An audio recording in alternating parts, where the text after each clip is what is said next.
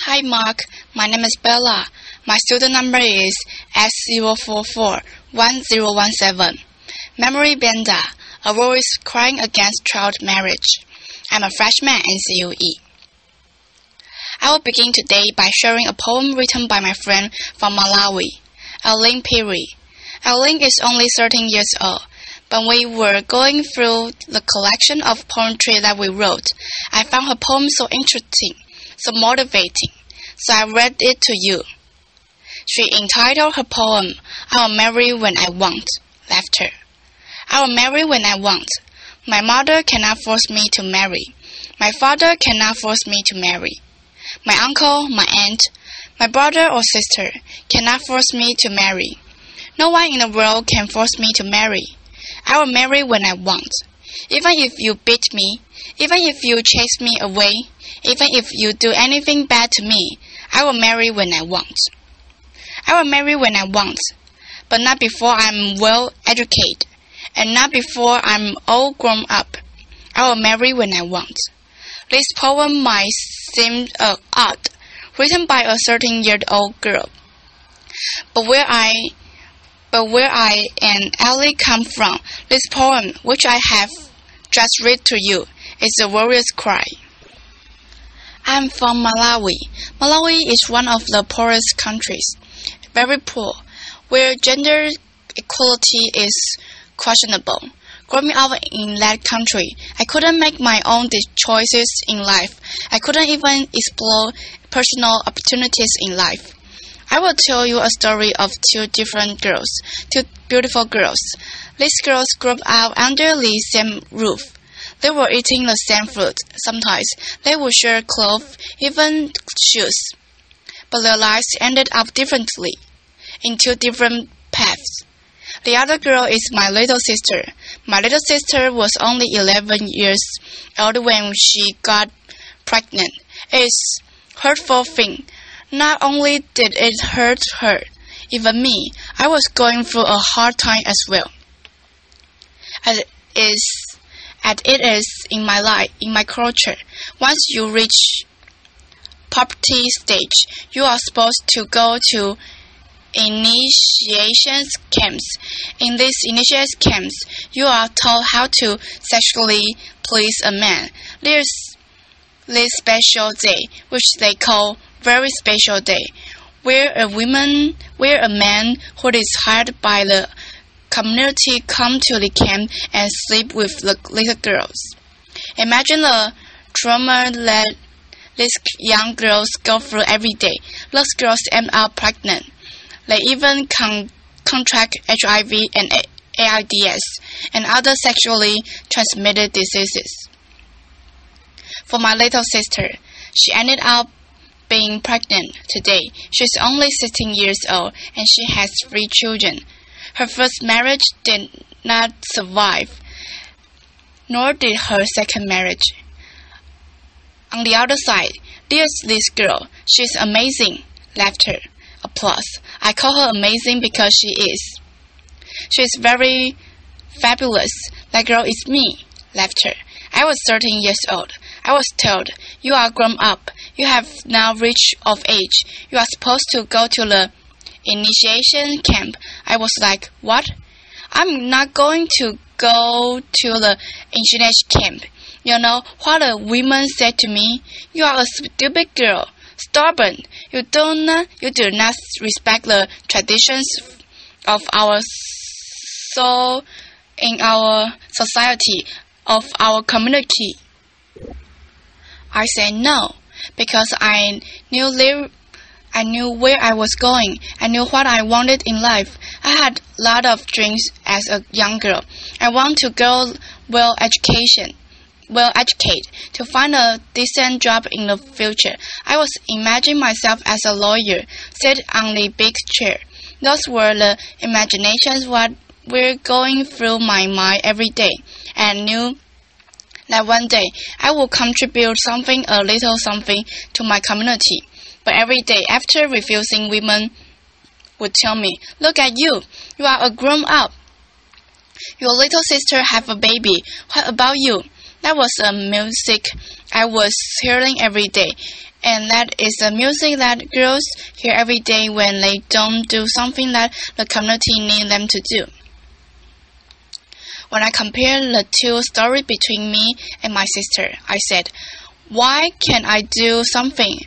Why can't I change something that has happened for a long time in our community? That was when I called other girls just like my sister, who have children, who have been in class, but they have forgotten how to read and write. And I said, come on, we can remind each other how to read and write again, how to hold a pen, how to read, to hold a book. It was a great time I had with them. Nor did I just learn a little about them, but they were able to tell me their personal story, what they were facing every day as young mothers. That was when I was like, why can't we take all these things that are happening to us and present them and tell other mothers, our traditional leaders, that these are the wrong things. It was a scary thing to do because these traditional leaders, they are already accustomed to the things that have been there for ages, and hard thing to change, but a good thing to try. So we tried. It's very hard, but we pushed. And I'm here to say that in my community, it was the first community after girls pushed so hard to our traditional leaders. And our leaders stood out for us and said no girls has to be married before the age of 18. Applause. In my community, there was the first time a community they had to kill the bylaws, the first bylaws that protect girls in the community.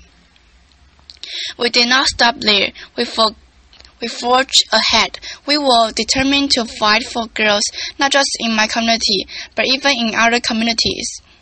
When the children marriage bill was being presented in February, we were there at the Parliament House every day. When the members of Parliament were entering, we were telling them, will you please stop the bill?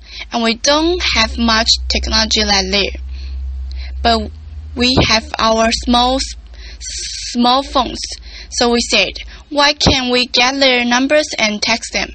So we did that. It was a good thing. Applause. So when the bills passed, we text them back, thank you for supporting the bill. Laughter. And when the bill was signed by the President, making it into law, it was applause. Now, in Malawi, 18 is a legal marriage age from 15 to 18. Applause. It was a good thing to know that the bill passed.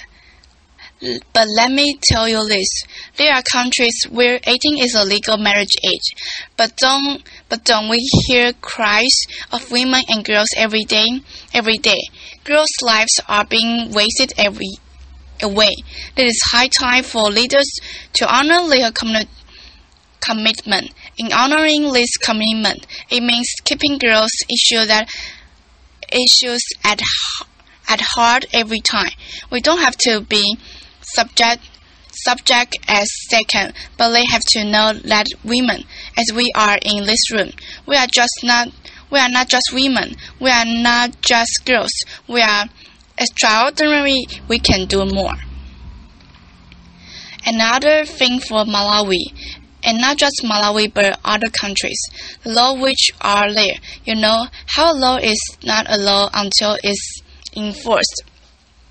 The law which has just recently passed and the laws that in other countries have been there.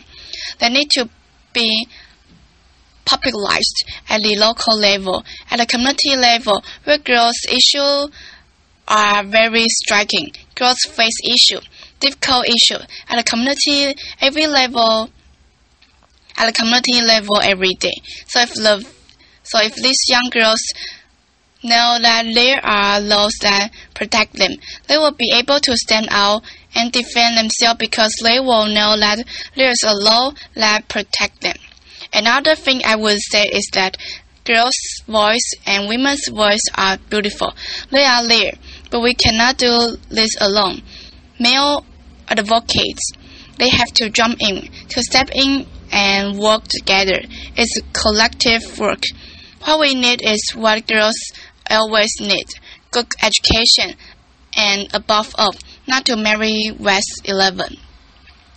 And furthermore, I know that together we can transform the legal, the cultural and political framework that deny girls of their rights. I'm standing here today and declaring that we can end child marriage in a generation.